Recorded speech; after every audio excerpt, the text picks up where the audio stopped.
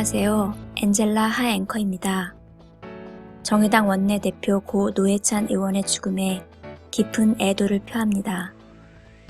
고 노회찬 의원은 2005년 삼성그룹으로부터 비자금을 받은 검사 명단을 공개한 삼성 엑스파일 사건 등을 통해 불이한 권력에 저항하고 장애인 차별금지법 제정, 호주제 폐지, 소수자들의 인권 옹호 등 사회적 약자들의 권리 향상을 위한 끊임없는 노력으로 진보 정치의 상징이 되었습니다.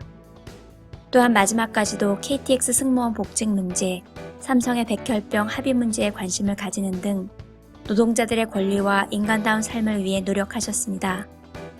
항상 가난하고 소외된 이들, 투명인간 취급받는 사람들과 함께하며 더 나은 세상을 만들기 위해 헌신하신 고 노회찬 의원의 삶과 죽음은 많은 이들의 가슴에 작은 불씨로 살아 꺼지지 않는 희망의 촛불로 타오를 것입니다.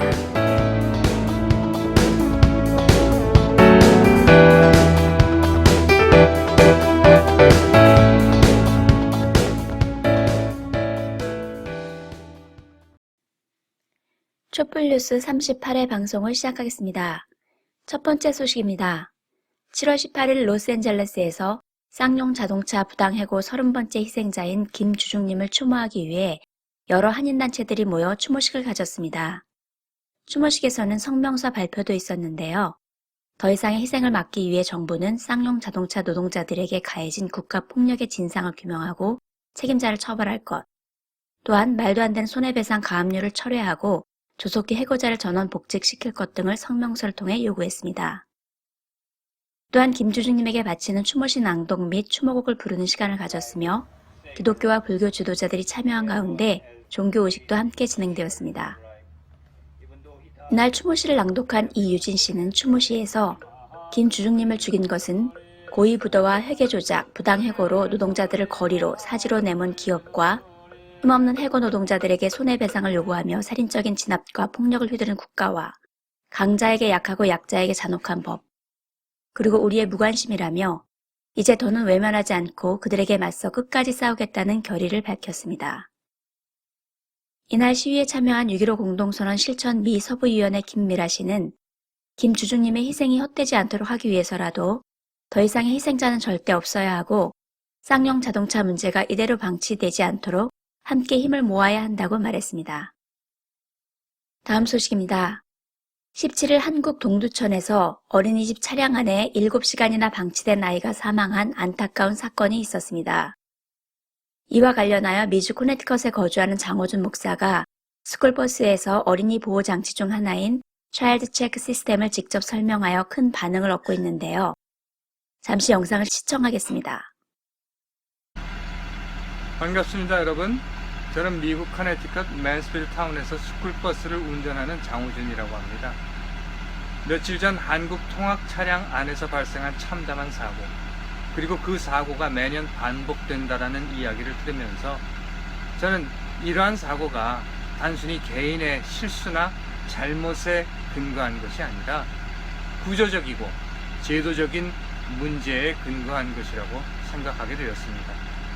해서 이곳 스쿨버스가 가지고 있는 어린이 보호 장치 중에 하나인 차일드 체크 시스템에 대해서 여러분들께 말씀드렸고, 많은 분들께서 공감해 주셨으며 또한 몇몇 분들께서 제게 차일드 체크 시스템이 무엇인가 문의해 주시기도 하셨습니다. 해서 오늘은 여러분들께 직접 차일드 체크 시스템이 무엇인가를 보여드리도록 하겠습니다. 일단 스쿨버스가 차고지로 돌아오면 정해진 곳에 주차하게 됩니다. 스쿨버스가 주차하게 되고, 그리고 엔진이 정지되면 엔진을 끄겠습니다.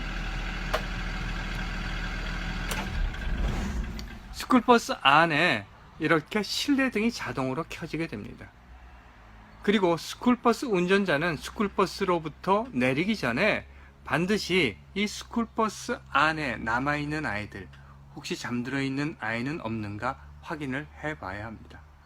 하지만 혹시라도 스쿨버스 운전자가 그 일을 잊어버렸을 경우, 그래서 발생하게 될 수도 있는 위험을 사전에 방지하기 위하여 스쿨버스 안에는 차일드 체크 시스템이라고 하는 것을 설치해 둔 것입니다.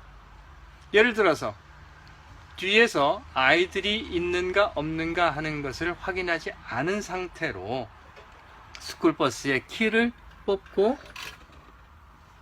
스쿨버스의 문을 열고 스쿨버스로부터 그대로 나가버린다면 이렇게 경고가 울리게 됩니다. 그리고 이러한 경고음을 막을 수 있는 방법은 오직 한 가지. 저 뒤편에 보시면 Child Check Deactivate Switch라고 하는 것이 있는데 이것을 눌러줘야만 합니다. 이렇게 함으로 해서 혹시라도 스쿨버스 운전자가 잊어버리고 또는 실수로 Child Check을 하지 않는 것을 미연에 방지하는 시스템인 것입니다. 이것 외에도 스쿨버스에는 많은 아이들을 보호하기 위한 장치들이 있습니다. 하지만 오늘은 일단 Child Check 시스템에 대해서 여러분들께 설명드렸습니다.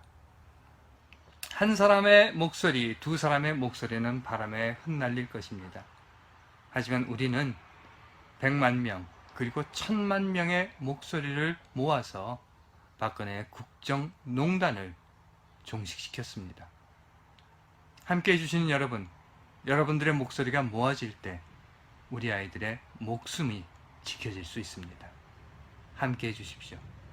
고맙습니다.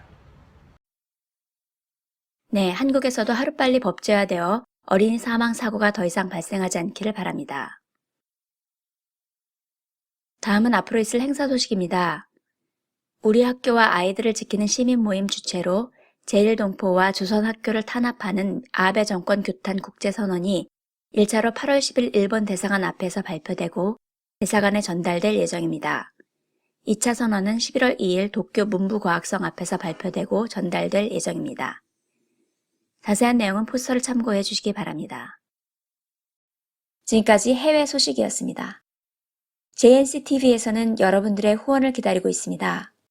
화면에 나가고 있는 후원 정보로 여러분들의 정성과 관심을 보내주시면 유익한 방송을 만드는데 귀하게 사용하겠습니다. 그리고 전 세계에 계신 분들의 광고 의뢰도 받고 있습니다. 자세한 광고 문의는 JNCTV 이메일 jnctv2017@gmail.com으로 문의하시기 바랍니다.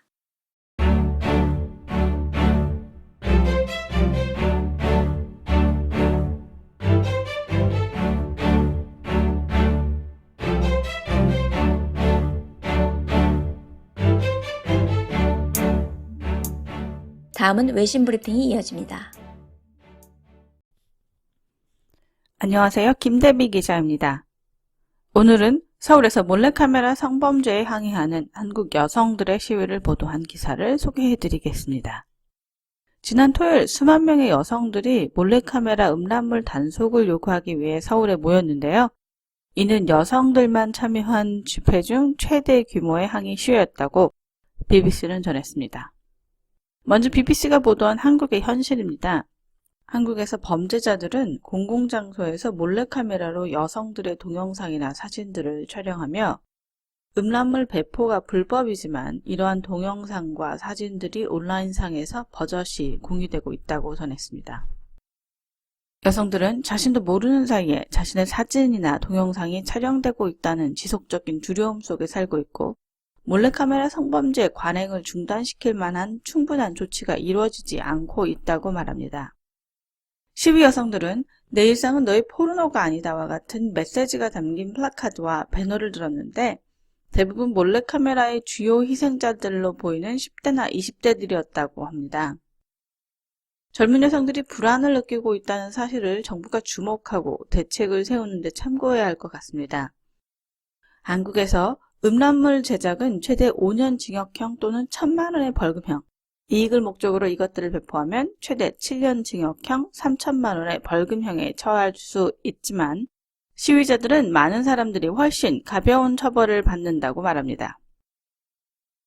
한국에서 몰카 범죄는 2010년 1,100건에서 2017년 6,500건으로 7년 사이에 거의 6배 증가했는데요.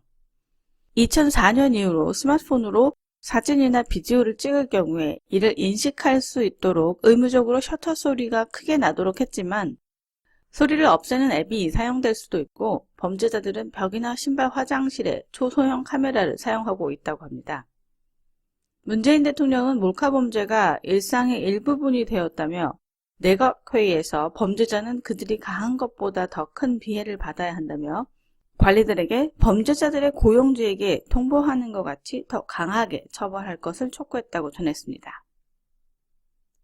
정부의 대책이 미흡하고 현실적으로 처벌이 미약해서 시위가 계속되는데 이번 일을 계기로 정부가 다시 한번 효율적인 대책을 세우기를 바라며 오늘 외신 브리핑 여기서 마치겠습니다.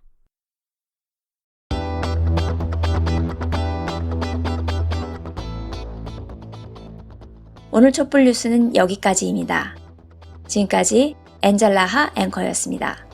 시청해주신 여러분 감사합니다.